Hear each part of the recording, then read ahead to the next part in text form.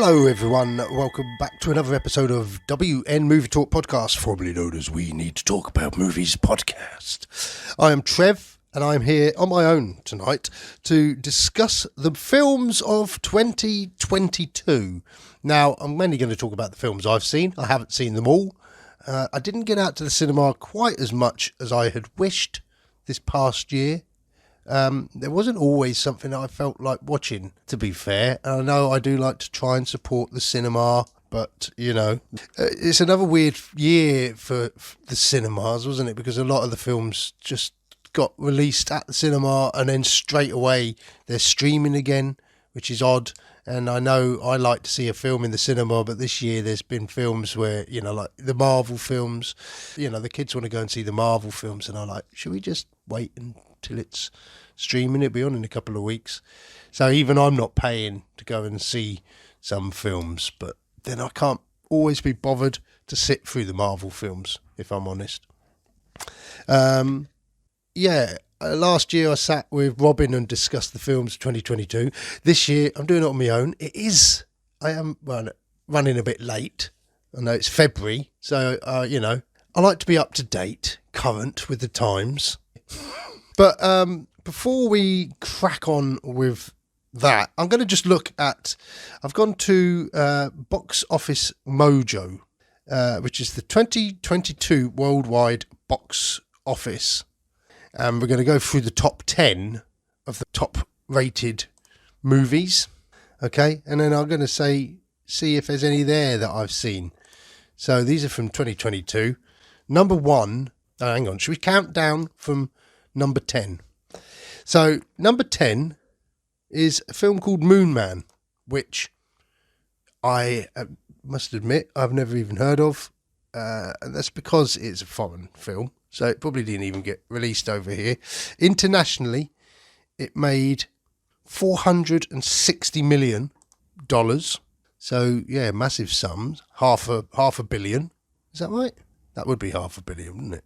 But, yeah, I hadn't seen that one. I hadn't heard of that. So maybe worth looking into. I can't find much more details about it here. It just says, released all territories. After being left unexpectedly on the moon, an asteroid destroys the Earth, leaving Dugyu, probably pronounced wrong, being the last person in existence. So it does sound quite good. Moon Man. Let me Google that and see. Moon Man. Moon Man is a 2022 film, sci-fi comedy, directed by Xiao Zhang. Probably pronounced that wrong as well. Don't strike me down. A very funny science fiction film. Worth to have a look. A lot of laughing and a lot of plot of heroism. Sheng Teng is a lovely person, definitely. That's an audience review that I found on Google. Let's go Wikipedia. It's a Chinese science fiction comedy, and it's an adaptation of a South Korean illustrator's webcomic series. So, a comic book adaptation in at number 10 from China. The next film, number 9, is another one that I haven't heard of, Watergate Bridge. So what on earth is Watergate Bridge? Sequel to the battle at Lake Changjin, follows the Chinese people's volunteers, soldiers, on a new task, and now their battlefield is a crucial bridge on the retreat route of American troops. So Watergate Bridge. I'm going to Google that again, see what this is.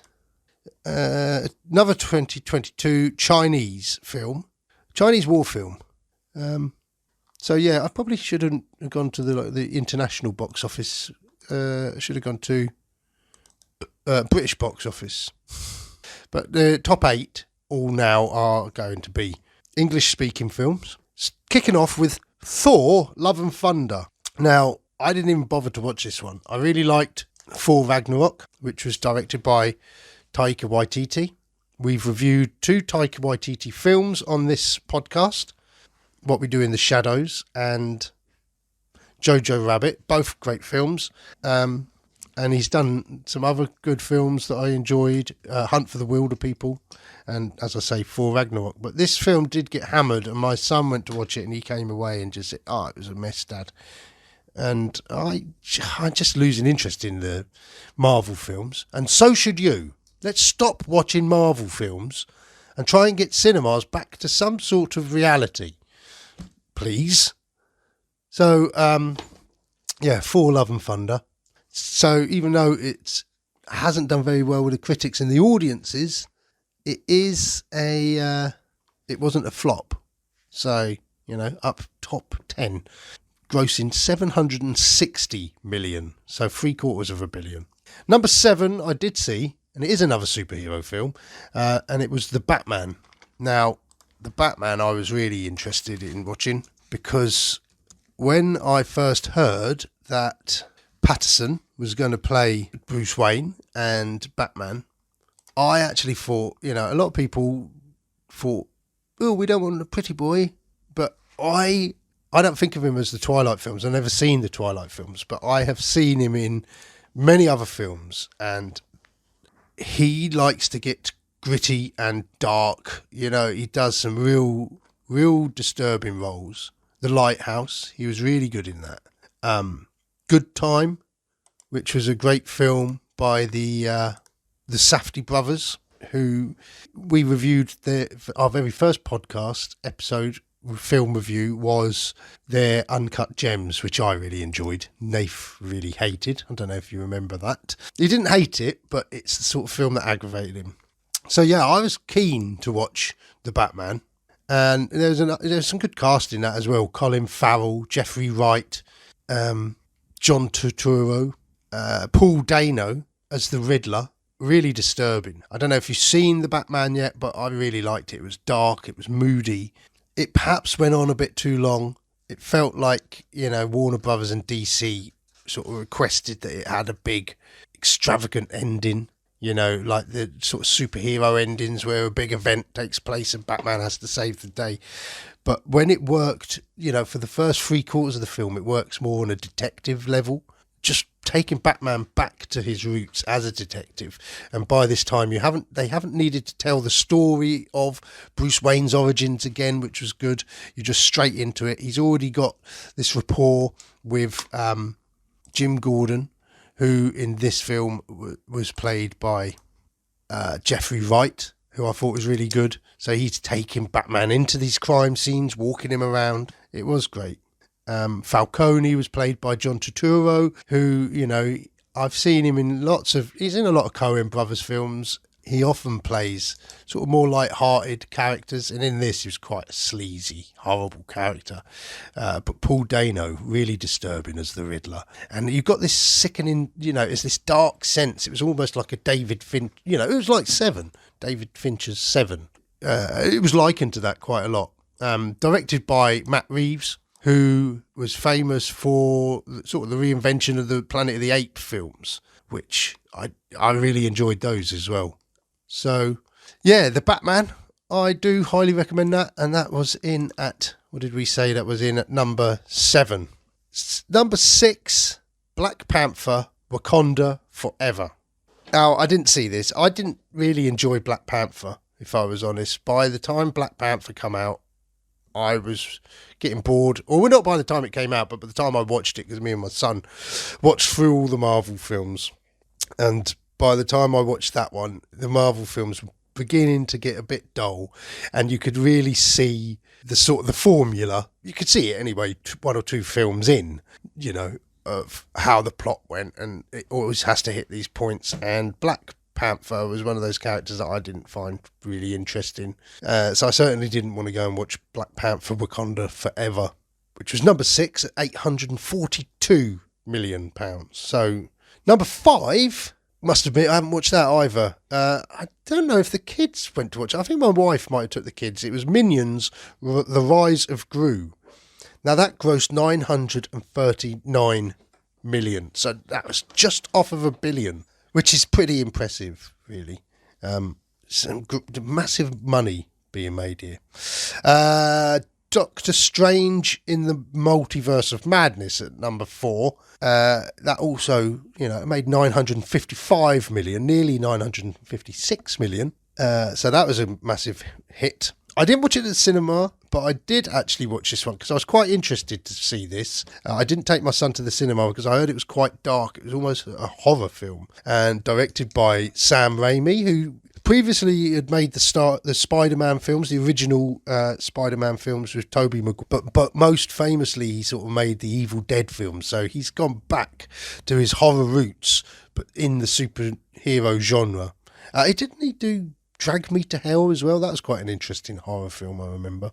But Doctor Strange in the Multiverse, we watched it on Disney Plus. And I did.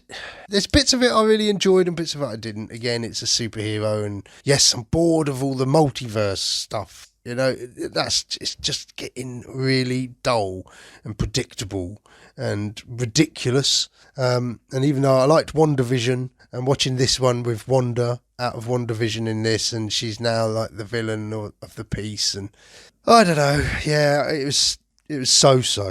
Number 3. Jurassic World Dominion. Now, I didn't go to watch this. I was put off by reviews, which I sort of wish I had watched it at the cinema. I still haven't watched it, but I didn't mind the first two. They're popcorn fodder, aren't they, Not as good as Spielberg's classic, or none, which isn't as good as Michael Crichton's book. I love the book of Jurassic Park. I've read it several times. It really is great.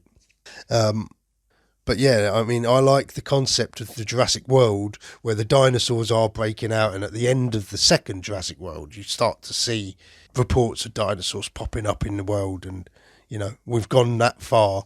Sort of like Ian Malcolm, played by Jeff Goldblum in the original, he predicts that, that's going to happen.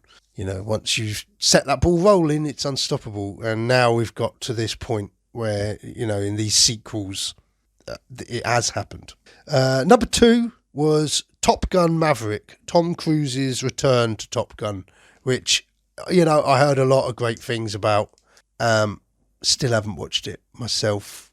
I still think it looks like a Tom Cruise film. I remember watching a trailer and they was like going, these kids are the best of the best. We need someone to teach them who's the best of the best. Where are we going to find someone who's the best of the best? And then in walks Tom Cruise, and the whole audience burst out laughing. And it's just exactly that sort of thing that I can't stand about Tom Cruise, that, he can't play an ordinary person. But it has had good reviews, and, maybe I will watch it. I know my wife wants to watch it. But, I mean, I didn't really like Tony Scott's Top Gun, if I'm honest. Cheesy shit, in my opinion, but my humble opinion. But it has grossed, £1.5 billion, or dollars. So it's done really well. 1,488 billion. But number 1, I have seen. I went to watch it with my son over Christmas. Avatar: The Way of Water. Now, James Cameron films, I've always said they're better at the cinema than they are on Blu-ray or on DVD, TV. So I did want to go and watch it at the cinema, and I did enjoy it. I thoroughly enjoyed it. Perhaps not as much as I had enjoyed Avatar when that was first released. I didn't watch it in 3D. I wanted to, but in the end we just supported our local cinema and went to watch it there, where it wasn't playing in 3D. I mean, it is mind-blowing. The effects are mind-blowing, but it's like 3 odd hours long, and I just couldn't be bothered to sit through it twice this time. I wasn't bothered about watching it again. It was great. I did enjoy it. And I mean, it's not everyone's cup of tea, Avatar. And I did, I've said in the past, has he waited too long to strike, but it does expand the story. It hasn't really changed.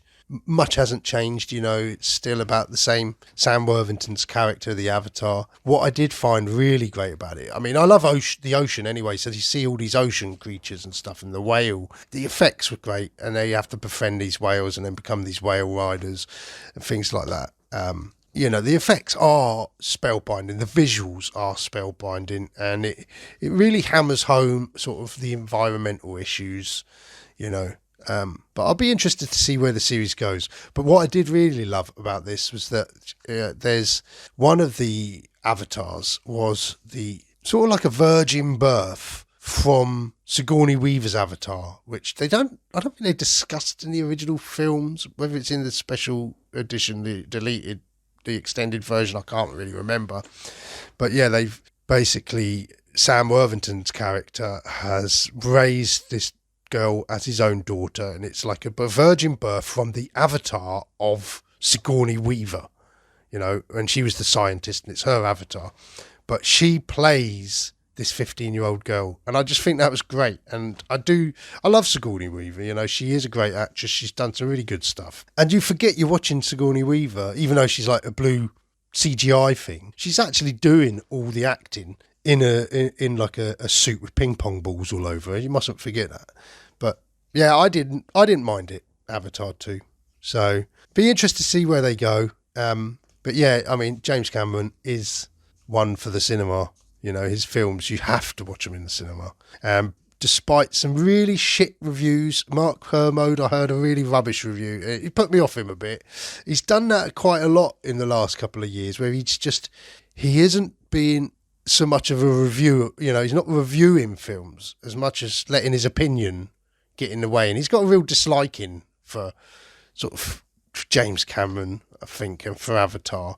And he just done this really pathetic review, and I haven't listened to anything he said since, really. He's put me off because I just thought, well, it's unfair, you know.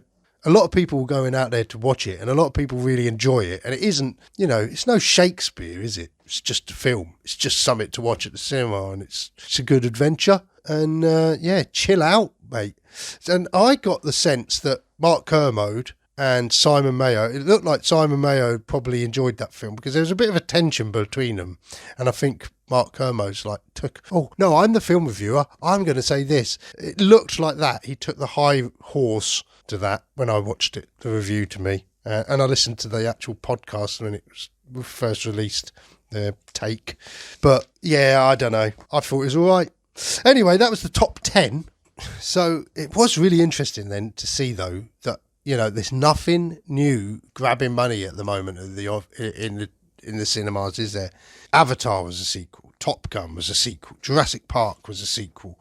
Doctor Strange, Minions, Black Panther, sequels, superheroes.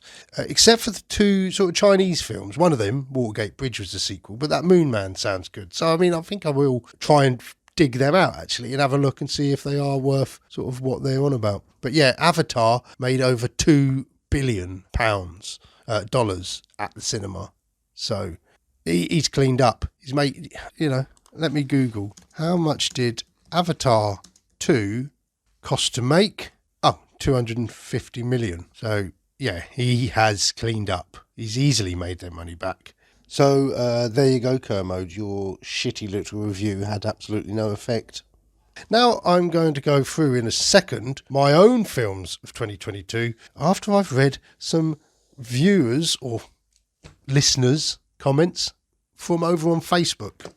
Some of my listeners have put in their 10 pence worth over at Facebook and over on our Something or Nothing YouTube channel as well. I put a post up there as well to try and get some more people to comment, really, because there wasn't a lot.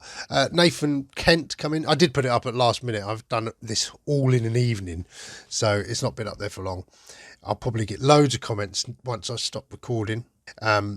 Nathan Kent says, the best is Everything Everywhere All at Once. Gutted that I missed it at the cinema. I still haven't watched that. I hear it all the time, banded around. I don't know anything about it, and that's how I like it. I am going to watch it, and I'd like to go in blind and not know anything about it. So that's one to look out for. Thank you, Nathan. And he says his worst was Beast. Proof that Idris Elba is overrated. Again, I don't even know Beast. I don't. It's not one that I'd heard of. But I'm not even going to look into it, and probably won't watch it either.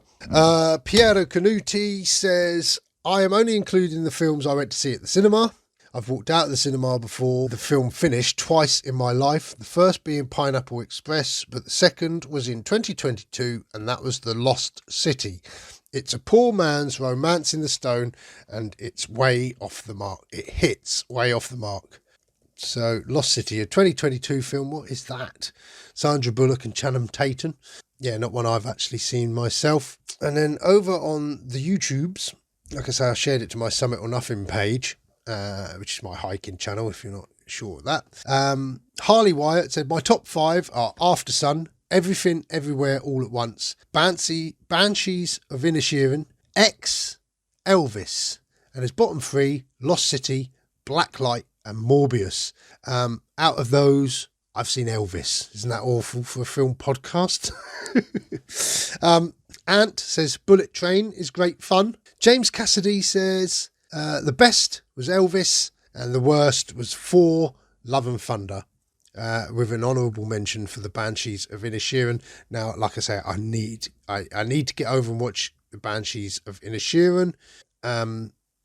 It's one that keeps popping up, and it looks like in Bruges. I think it's the same. I know it's the same actors, but I think it might be the same director as well. I'll have a look at that and discuss that later into the podcast. And Keith Chapman says All Quiet on the Western Front is his best, and his worst was Thor: Love and Thunder. Moffat Mountain Adventures says, I gotta say, loved the new Top Gun and just recently watched Bullet Train. Also really good. Fortunately avoided any clangers. Jay Sonic said the best Triangle of Sadness and The Menu, and the worst was Nope. How is Jordan Peele making the same film over and over and people think he's a genius? Absolute bobbins. I'm going to discuss Nope a little bit later. I do mention it later. Andrew Douglas says the best would be Dog, and as for the worst, Black Adam. Kids, hey? Who'd have one? Oh yeah, me twice, damn it.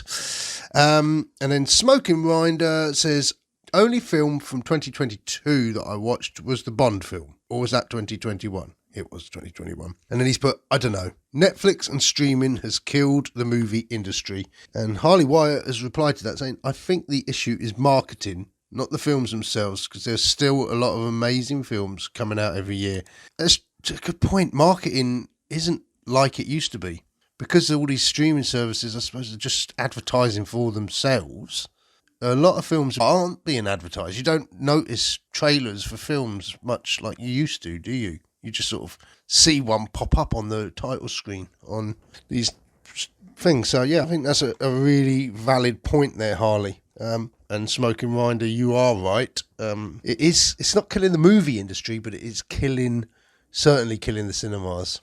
So, yeah, you just managed to get into the podcast just in time. I've actually recorded this bit of the podcast last of all, just to make sure that there's enough comments come in to give you all time. So any that I haven't read out, if you have commented, thank you for commenting, but you just missed the boat. Anyway, now back to my 2022 films that I have seen and I shall discuss. I'm going to just talk through my 2022. And this is purely films that have been released in 2022. They're in no particular order. They're in kind of an order that I've found them again on the computer. You know, I've searched and I'll be like, oh yes, I watched that. Oh yes, I remember watching that, because I couldn't remember what I've watched. So I've probably missed some, and I'll probably, as I've uploaded this, I'll be like, damn it, I didn't mention that. And that was like one of my favourites of the year. But I think the first film, first of all, we go into films that I watched at the cinema in 2022. The first one was The Northman, or the first one I could remember. Anyway, but The Northman, which was the Robert Eggers Viking film. Now, I don't know about you, I'm pretty much Vikinged out. I watched like the first couple of series of, after Game of Thrones had finished, we was like, what should we watch? And we started watching the Uhtred, Son of Uhtred, The Last Kingdom, by the chap who wrote Sharp, can't remember his name, Cornwell. I was getting into that. I quite enjoyed it. It was on BBC at first, and then Netflix took it over. And then we started watching Vikings, and I don't know, I got 4 seasons into Vikings possibly, and I started to get a bit, I'm not enjoying this now. It's just dull. It seemed to be more fantastic each time you watched it. And then by the time the last series of The Last Kingdom come out, I couldn't even be bothered to watch that anymore. But I was quite interested to watch The Northman, because, not because it was Vikings so much, but because I really enjoyed Robert Eggers' previous 2 films, The Witch, which starred Anya Taylor-Joy, and the chap who plays Finchy out of The Office. That was really good. And then The Lighthouse with Willem Dafoe and Robert Patterson. Again, that was really good. So I was quite interested to watch The Northman. It had a bit of a bigger cast. There's a lot more people in there. Ethan Hawke, Alexander Skarsgård. There's always a Skarsgård, isn't there? You know, in these films. They're all over the place. Anya Taylor-Joy again was in this. Nicole Kidman. Bjork even had an appearance in it as like the seer. And Willem Dafoe again. It was good. I enjoyed it, but I was sort of like, I can't remember a lot about it. It didn't do that much good business, but it's got really good reviews. It was a while ago now. I can't really remember the ins and outs of it, but a historical epic action thriller. I'll just read the quick synopsis. Adventure awaits Prince Amaleth, whose father was killed and mother was abducted by his ruthless uncle. However, the journey takes him through twists which unravel a dark truth about his family. And it was good. It was twists and turns, and it was quite brutal in places. And yeah, there's a question here on Google, and it says, was The Northman a flop? And it says, Northman is Eggers' finest work, but it was a major flop at the box office, which was a real shame. So I think if you like Vikings, you haven't seen it yet, it's definitely worth having a look at. Other films, me and my wife went to watch The Duke on a date night. It's a true story, and it stars none other than Jim Broadbent, Helen Mirren, and Matthew Goody. And it tells the story of... I'll read the little synopsis here again. In 1961, a 60-year-old taxi driver steals Goya's portrait of the Duke of Wellington from the National Gallery in London. He sends ransom notes saying that he will return the painting if the government invests more in care for the elderly. It was a great film. Jim Broadbent is just and Helen Mirren, they're both just national treasures, aren't they? But in this, Jim Broadbent, it's quite a witty film, a little comedy drama. Jim Broadbent plays this old, it says taxi driver, but I think he's like usually unemployed, or and he's always putting his neck out on the line for other people, and he's not a do-gooder as such, but he's an activist. He's an aging activist, and his wife is sort of sick of it. She just wants him to hold down a job and not get into trouble and not get thrown into prison. He's always getting thrown into prison for demonstrating for this, that and the other. But yeah, the Duke of Wellington painting, it famously got stolen. Even so, they even show a clip in it of the first James Bond film, Dr. No, and Bond is walking through Dr. No's thing, and then he sees this painting of the Duke of Wellington, and he's like, oh, that's where it is, in Dr. No's secret lair. So that was a good one, the Duke. I've got Batman here. I've already talked about that, so we don't need to go into that. Elvis was a good one. I'm not a big fan of Elvis's music, but I knew the story of Elvis. I'd watched a documentary about him and the Colonel, obviously played in the film by Tom Hanks.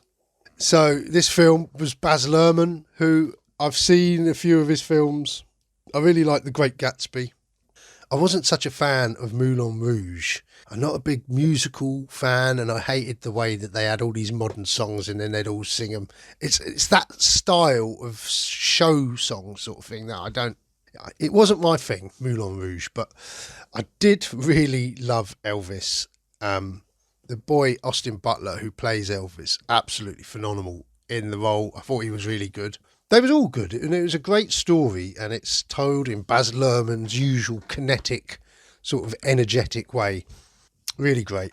But yeah, it's a brutal story, really. Colonel Tom Hanks, how he hoodwinks Elvis, really, how he exploits Elvis, and it is absolutely sort of mind-blowing what Elvis goes through, and the sad decline and eventual death of Elvis. Really, that was a good one, worth watching. It's quite long, but me and Donna both went to watch that and both really enjoyed it. But all films seem to be long these days, don't they? But yeah, really fantastic film. Another one I watched at the cinema was Matilda the musical. We took the kids to watch that, and again, I say I don't really like musicals, but this one I really enjoyed, and I enjoyed the songs and the way it was directed. I just thought it was great. All the kids in it was great. The girl who played Matilda herself, Alicia Weir, she was really great. Emma Thompson as Miss Trunchbull, fantastic. And then as the parents, Andrea Riseborough and Stephen Graham was just fantastic. Stephen Graham had these little false teeth in, and they'd always call her boy. I've seen the original Matilda film with Danny DeVito, and it's Americanized, but it's still a great film. I do love the story of that. It's a classic Roald Dahl, fantastic sort of villains, the magic, you really do enjoy a Roald Dahl. I still, he's still managing to entertain now all these years on, and every now and again a film of his will come out that's great. I think Matilda was, as I said, not so keen on the new Witches. Spielberg sort of missed the mark with the BFG. How he managed to do that, I don't know, but I didn't really like it. But yeah, director Matthew Warchus has done a really great job of Matilda the musical. So if you've got kids, it's well worth a watch. I think, is it on Netflix? Is it out on Netflix? Or it was tied, I remember seeing the credits come up and it was tied to one of the streaming platforms. But you might still be able to find it at the cinema. And then another film I watched at the cinema was Smile, which was this horror film where it reminded me a bit of It Follows, and there's this curse that kills people, and then they come and they smile at you, and then you get the curse, and then you smile.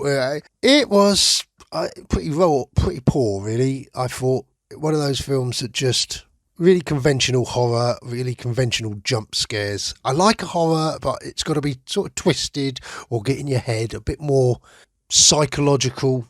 This was just awful. And there's scenes of this in the cinema where they cut to like images that are supposed to be horrific, and everyone's just laughing in the audience.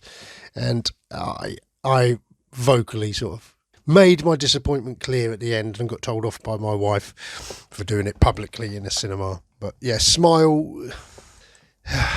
Yeah, if you had to watch a horror film, I'd go and watch It Follows first, because it sort of achieves everything that I thought Smile didn't really achieve. Now, I think that was all the films that I watched at the cinema. And then we're on to streaming films. Now, again, we've watched loads of films with the kids, so I'll quickly get those out of the way before we go on to sort of my favourite films that I've streamed this year. So, the kids' films, actually one of these we did go and watch at the cinema was Sonic the Hedgehog 2. There's 2 hours I'm never going to get back. It's not really, it doesn't do it for me at all, the Sonic stuff. And there's the new Mario coming out, and I'm sure my kids are going to want to watch that. Hopefully my oldest son will take the 2 younger ones, because I cannot be bothered to sit through these films anymore. There's nothing great coming out of them, is there? It's just cashing in. It's just a cash cow, and they're just milking it for all it's worth. Then streaming at home, we watched the new Disney Strange World. It was quite interesting. Sort of about these explorers. They live in these mountains, and they have to go across the mountains to get to the other side to see what's there, because they don't know what's there, and they live in this really dull world because they got no resources, and they got sort of no, I don't know, it's like a real poverty-stricken existence in this site, in between these mountains. So the father takes the son and a little crew, and they go to explore over there. And the son says, "No, I don't want to go. I like investigating plants." And he finds this glowy sort of plant, and he realises that that's his calling. So his dad goes off, and the son goes back, and then it goes 20 years later, and the son has made his fortune, and he saved the town by harvesting this green plant and farming this glowy plant. But then something happens, these plants start dying, and then he has to go off with these adventurers to find out the cause of it. So they go across the mountains, and they find this other world, which is hence the title, Strange World. It was pretty good. It was interesting. It was different. There was some real interesting sort of design. The kids seemed to enjoy it, so that's the main thing, isn't it, with these films? Then Lightyear came out, and everyone slated it, and we didn't really watch it. I remember seeing a trailer for it and thinking it looked really good, and then when everyone rubbished it because they said, well, it doesn't make sense, it's not, it doesn't look like it's from the same universe as Toy Story. The toy Buzz Lightyear is supposed to be based on this film, and everyone's saying it's too modern, and it's like, well, don't worry about things like that, because the same could be said with the Star Wars films, isn't it? Star Wars Episode 1, the spaceships look more modern than sort of they do in the next trilogy and things like that. But so I wasn't letting that bother me. A lot of people saying it was dull. And then one night, me and my son, my middle child, was sort of lounging about. We're like, what should we do? Oh, let's watch a film. And he scrolled through and he's like, let's watch Lightyear. And I was like, oh, really? Go on then. And we put it on and we both really enjoyed it. So we're probably the few who did. I thought the visuals looked really great. It was just a slow burner, but I like that. It doesn't have to be all adventure and action all the way through. Yeah, I really enjoyed it. I can't really remember much about it, but it was good. Another one that we watched that really surprised me how much I enjoyed it was the new Chip and Dale Rescue Rangers film, because I remember watching Chip and Dale as a child myself, and I saw the trailer for that and it looked great. And I said to the kids, oh, let's watch this. I used to love Chip and Dale, and it was really good. It's not like, it's a live action with your little animated cartoons. One of them is still the cartoon, sort of ink and paint. And the other one's had an uplift, like a facelift, but now he's CG. And it wasn't like sort of cheesy just for the kids comedy, like your Alvin and the Chipmunks that they watch. I can never really, it's a bit inane for me. I don't really enjoy those. But this Chip and Dale, there was some great humour in it, great comedy, really surprising hit, that one. Then there was the Hocus Pocus 2 we watched, which we like Hocus Pocus at Halloween. We've enjoyed that in the past, but yeah, Hocus Pocus 2 wasn't the greatest, I didn't think. Nothing worth writing home about. And then a film called Slumberland, which my wife and daughter really enjoyed. I think I fell asleep for the first half of it, to be honest, but we watched that over Christmas. But that was quite a touching film, to be honest, Slumberland. About a little girl. She lives with her dad on a lighthouse, and her dad goes out to rescue someone in a boat, and she has a dream about him and sees this big sort of inky monster sort of take him down. And when she wakes up, she finds out that he's dead, and she's got to go and live with her uncle. And her uncle is Chris O'Dowd, putting on an American accent. But I quite like Chris O'Dowd anyway. But he lives a really boring existence, and she sort of realises that she can rescue her dad or see her dad again in the dreams, but she goes into... Basically, I'll read the synopsis. A young girl discovers a secret map to the dream world of Slumberland, and with the help of an eccentric outlaw who's sort of an imaginary dream character that her dad used to tell stories of, she traverses dreams and flees nightmares with the hope that she will be able to see her late father again. But it was really touching. It was a bit strange. The outlaw, the eccentric outlaw, I can't remember what his name is in it. It was Flip, and that was Jason Momoa. So if you're a big fan of Jason Momoa, you might like to watch this with your children. So that was basically the kids' films. Oh yeah, and then we watched that Turning Red. Well, we didn't. We started watching it. I don't know if you've seen Turning Red. It's, I don't know if it's just us, but a lot of people might think, oh, that's a really nice film. It's teaching kids the importance of things, but it's a metaphor basically for a girl who, I'll read the synopsis here on Google. A 13-year-old girl was torn between staying her mother's dutiful daughter and the changes of adolescence. As if the challenges were not enough, whenever she gets overly excited, she transforms into a giant red panda. Right. When you're watching it, it's blatantly obvious all about periods. And my son's picked up on this, my middle child. And he was like, it's weird, what? And my oldest son was like giggling his head off. And I know you've got to teach there's ways to teach kids things. And a lot of you out there might think, what's the matter with you lot? Are you a weird family? And we probably are. But I mean, even my wife said, oh, for God's sake, everything's got to be on the head these days, isn't it? They can't just subtly teach kids. And even my daughter, she was like, I don't want to watch this. I don't know what it's about. And so we got halfway through Turning Red and we didn't finish it. Does that make us awful parents? I don't know. You tell me. But now we're getting on to the films that I've streamed. Now, this is where I probably have missed hundreds. But these are some of the ones that I think are most noteworthy. First of all, I'd like to talk about one I watched over Christmas called White Noise, written and directed by Noah Baumbach, who I've seen a couple of his films.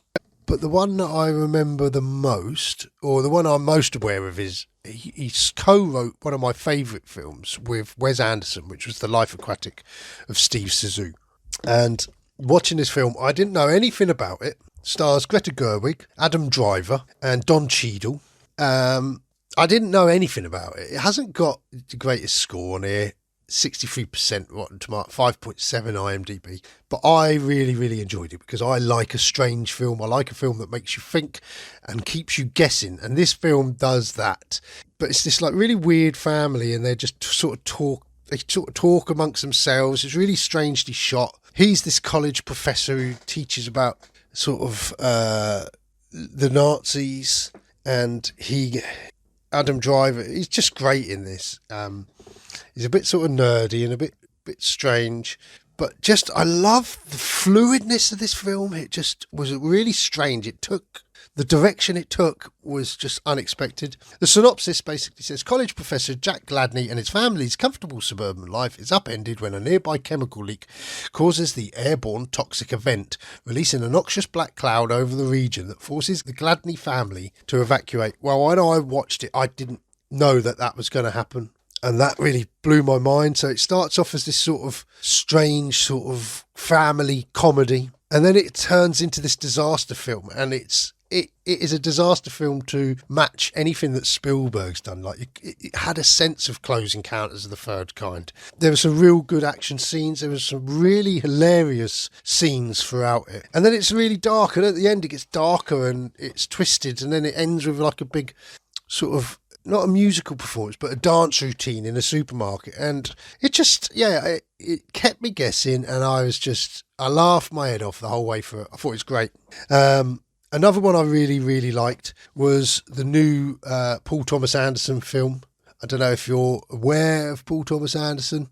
It actually came out in 2021. So it shouldn't be on here, but it did turn up in a list, and I did see it this year. It's probably released over here in 2022. There's a few that have been released in 2022 in America, but have only just come out here that I might touch on in a minute. But Licorice Pizza, I think it was released over in 2022. And it stars Alana Haim and Cooper Hoffman. And Cooper Hoffman is the son of Philip Seymour Hoffman. And Alana Haim is like this girl in her mid-20s, and she becomes friends with this young lad who's a young entrepreneur. And they grow up together they fall in love, slowly fall in love. He falls in love with her straight away, but she's not so easy to convince. But he's like this real funny character. Like I say, he's an entrepreneur. He keeps coming up with all these ideas. She rolls with these ideas, and they become really good friends. The Google synopsis: Alana Kane, Gary Valentine grow up, run around and fall in love in California's San Fernando Valley in the 1970s. Now, I love Paul Thomas Anderson films. He's a director who I think just makes original films. Every time you're not sure what you're going to see. The same with Noah Baumbach. I probably pronounce his name wrong. And the likes of Wes Anderson. Even though Wes Anderson and Noah Baumbach are probably more stylised, Paul Thomas Anderson, every time you watch a film from him, it goes somewhere completely different. You know, Boogie Nights, Magnolia, There Will Be Blood. You know, they all sound like they're all completely different to the last one. And this one was just completely different again. It's a nice little story, and it's like nice, not cute. I don't know. It's just funny, tongue in cheek. Just, really great fun. Really enjoyed it. It's one of my highlights. All Quiet on the Western Front was really good. One of my favourite war films was the original All Quiet on the Western Front. I say that. I always say it's one of my favourite war films. I do really enjoy it, but I only ever watched it once. I've watched Platoon probably more.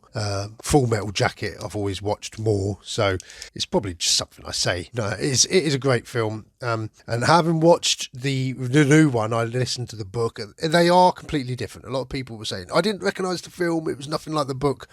I don't think it has to be. You know, we've seen the book made into films in the 20s. I think there was a version in the 70s. We don't need it exactly the same every time, you know. So this version, I thought there were some good changes to it. It was good to see the bloke trying to stop the war. So there's that sort of the race of him trying to get all the generals to sign the treaty to say, you know, they surrender. At the same time, you know, the lads are in the trenches and it's sort of like a ticking clock. And you're like, are they going to make it? Are they going to get out before the war ends, sort of thing? But yeah, it's great. A great film. I like the way that when it opened up, the beginning of it, it sort of shows you nature being interrupted by the war. It's like everything changes for this war. And then it shows you like the lad fall, and they take his uniform off, and then it shows that uniform going through the wash and all this, and then ends up back at the recruiting office. So it's like, it shows you nature being exploited, then it shows you this factory of war, and basically the product of the war is the soldiers. So the soldier dies, you follow the suit getting cleaned and washed and repacked, coming back to the recruiting agency, and then you meet our heroes. I say heroes in the loosest sense, young Germans who are sort of hoodwinked into thinking, yes, war is great, you know, we're going to go and save our country and do the right thing. And he gets given this uniform, and then it's still got someone's badge on it. Oh yeah, that's a mistake, or that's always on there, or something like that. So they just tear the name tag off. It should be a warning sign to this boy that, you know, someone's died in that suit, you know, in that uniform. But then it is real horror of war. I mean, it's up for loads of Golden Globes, isn't it? I don't know how it's faring in the Oscars, but yeah, really great film, I thought. But just how, yeah, war isn't great at all. Glass Onion, that was really good. The sort of the murder mystery from Rian Johnson, the Knives Out sequel, with once again with an all-star cast, including obviously Daniel Craig as the detective, Benoit Blanc. But yeah, there was a great cast, including Kate Hudson was really good in it, Edward Norton, Catherine Hahn, David Bautista, Leslie Odom Jr. There's some great actors in it, and I like a murder mystery, and I like the style of this one especially, because it sets it up and it's a mystery to all of us, and then there's like a twist in the middle. So the second half is sort of the opposite. Really great. I really did enjoy it. You've probably all seen Glass Onion though, so I won't talk too much about that. Another really good murder mystery that we watched, I think it was on Disney Plus, was See How They Run. And I'll read you a quick synopsis. In 1950s London, plans for a movie version of a smash hit play come to an abrupt halt after a pivotal member of the crew is murdered. When a world-weary inspector and an eager rookie constable take on the case, they find themselves thrown into a puzzling whodunit, with the glamorously sordid world of underground theatre investigating the mysterious homicide at their own peril. Now, this was a great film. It had a sort of a mix of Hollywood cast and English cast, some really great actors in it, really nice style, and just easy to watch. And it was sort of it's not just based on the work of Agatha Christie, it's based around her play, The Mousetrap. What is it called? The Mousetrap? I can't remember what the play's called now. With people playing characters from sort of that show running. It's just really good, and always good to see Tim Key in something. I really like Tim Key, and he's in there playing the police chief. Yeah, just really enjoyed that one. So that was one you need to watch if you haven't already. And then Prey was a good one as well, the new Predator prequel, which, you know, I've watched so many different Predator films. Not always enjoyed them, but I went round to a friend's house to watch this, and it was surprisingly good. So it's a prequel to Predator. It's set like hundreds of years ago. A skilled Comanche warrior protects her tribe from a highly evolved alien predator that hunts humans for sport. So you know the Predator films. If you're not, my brother and I have reviewed Predator before. So, yeah, it really did take me by surprise. But it would have been a great one to watch at the cinema, and it just went straight onto streaming. It really frustrates me when that's happening more and more. And then one more worth mentioning is Blonde, the story of Marilyn Monroe. It's a bit of a horror. story. It's not factual. It's based on a book as well. And it's the director, Andrew Dominic. I'm sure he's done like some other sort of quite disturbing movies in the past. The Assassination of Jesse James, which I haven't watched, that I'm supposed to watch, really good, meant to be really good. Killing Them Softly. But yeah, I thought Blonde was really good. The girl, Anna de Armas, who plays Marilyn Monroe, is really good. Adrian Brody is in there. It's just all about, it's based on the fictional novel, and it goes to some really dark places, sort of in this reimagining of her life. Again, it hasn't done very well with the critics or fans, but I watched this in a tent up on Dartmoor one really windy night, and I really enjoyed it. And I really enjoyed the editing and the style of it, the way it was filmed, the performances, and the music by Nick Cave and Warren Ellis as well. It was fantastic. So yeah, might not be your cup of tea, but I think definitely worth a look. Now I just want to talk about some of the films that I haven't seen, that I've been meaning to see, that I haven't got round to yet. I'm not going to go into great detail about them. And a lot of these are films that I've missed as well. Some of them I don't know a lot about. I like to not know about a film. I hear like a bit of a buzz going on. If I haven't seen a trailer and I don't know anything about it, then I try and keep away. I'm quite interested to watch Jordan Peele's Nope, but I still haven't watched Jordan Peele's Get Out, which everyone sort of rants and raves about. It's on my shelf of films that I own I haven't watched yet. I'm waiting to pick that one out of the pot. There will be some more of those coming up at some point as well. I've recorded some, I just haven't put them together yet as a set, and I've done a special one after Christmas, just a few films that I watched leading on from a Christmas film, which is quite good fun, but haven't edited that either. Been a bit useless on the old film podcast, I apologise. But I get the sense that this Nope is a bit of an alien film. I quite like an alien film, so looking forward to see what that's all about. Then there's the film The Menu, which, yeah, it's got Ralph Fiennes and Anya Taylor-Joy again, and it's directed by Mark Mylod. Now, what did he do? Why do I know his name? Oh, that's right, he'd done the Ali G movie, but I think it's a bit of a horror as well. I don't know, but I'm keen to watch that. So one night I will try and sit down to watch that. Amsterdam, which is, I don't know what it's about, but I know it's got quite a good cast in there. Christian Bale, Margot Robbie, Anya Taylor-Joy again. She gets around, doesn't she? Rami Malek. And it's a David O. Russell film, and I quite like David O. Russell's films. The Banshees of Inisherin, which I can only assume, because it's got Colin Farrell and Brendan Gleeson in, I don't know, I get the sense that it's like them reuniting perhaps with the director of In Bruges. So I'm just Googling it. Yes, In Bruges, which I really enjoyed. I didn't realise he's the same director of 3 Billboards Outside Missouri and 7 Psychopaths as well, which I've enjoyed both of those films. So I do need to watch that. I know there's some good sort of feedback about this film going on, so I need to watch that. The Fantastic Beasts, Secrets of Dumbledore. Now, we're big Harry Potter fans in this family, but I must say the Fantastic Beasts series we've all sort of found a bit dull, except for Donna. She's really enjoying them. She wanted to go to the cinema to watch it, but no one wanted to go with her. So we haven't seen that one yet. What I didn't realise had come out was a Beavis and Butthead movie. Beavis and Butthead Do the Universe. Now, I love Mike Judge. King of the Hill is one of my favourite animated comedies, and the original Beavis and Butthead cartoons as well. I absolutely loved them, and the old film. So I'd be really interested to see Beavis and Butthead Do the Universe, and I only found out that that was a thing tonight when I was scrolling back through the films. And then there's some films that I don't think they're out here yet, but I do want to watch. They all classed as 2022 films, so they must have come out in America before. Weird, the Al Yankovic story, which is Daniel Radcliffe playing Weird Al Yankovic.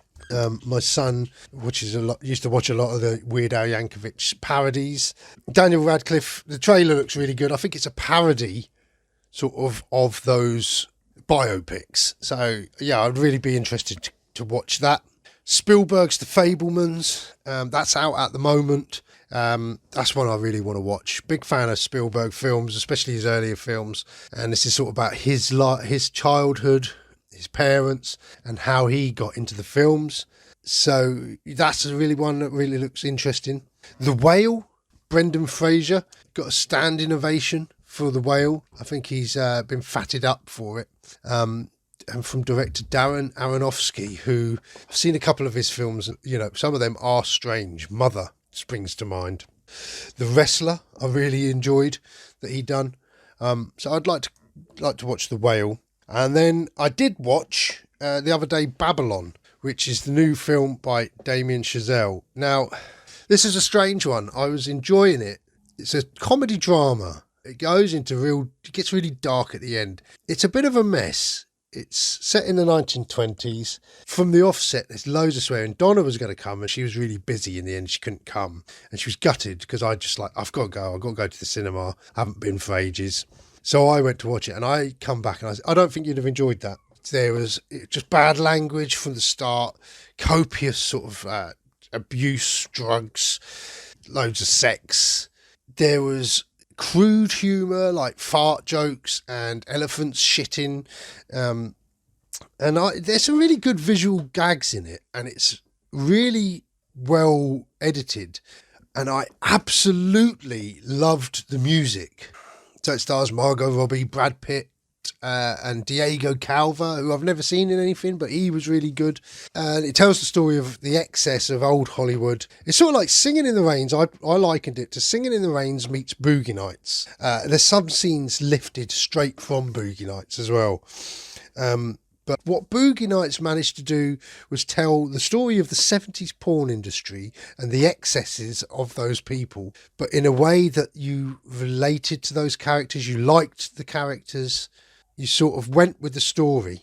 Whereas Babylon is a bit more, I don't know, it's a vulgar film and I was enjoying it, but I come out and for days after I was like, I don't know if I enjoyed that or not. And it was one that, the more I thought about it, the more I thought, no, I don't think I did enjoy it. But I remembered I liked the theme tune, so I looked up on Spotify the soundtrack album, and I listened to the soundtrack album. And then as I was listening to the soundtrack album, I was remembering more and more scenes that, I did like. So there's a lot about it I did like and a lot about it I didn't. And I think now I've watched it and I've had the shock value, I need to watch it again. And I think then I'll know if I enjoy it or not. There'll be more to take from it. But it was interesting and it was crazy and it's a real mixed bag. You look at the reviews and people are split down the middle. They really either hate it or they love it. And I don't know, but Damien Chazelle, I've watched Whiplash. That was really good. I haven't seen La La Land yet, and I've watched First Man, and I really enjoyed that. So I wanted to watch this. Seemed like the good first film to watch of the new year. But yeah, different. Anyway, I think I've talked enough for one night. All about the films of 2022. I've rushed this episode out because I've really wanted to do a film podcast for a long time and I haven't, and I wanted to do this all last month and I never got round to it because I've been busy. So I'm rushing this out just to get something out. Hopefully this has got out in time for you to go over to the WN Movie Talk Podcast Facebook page, where at the moment there is a vote going on. Me and my brother are going to talk about, we haven't talked about any Tarantino films, so on Sunday we're going to meet up to talk about one, and we're putting the vote to you guys. At the moment Pulp Fiction is in the lead. I'm really rooting for Reservoir Dogs. Don't let that sway you.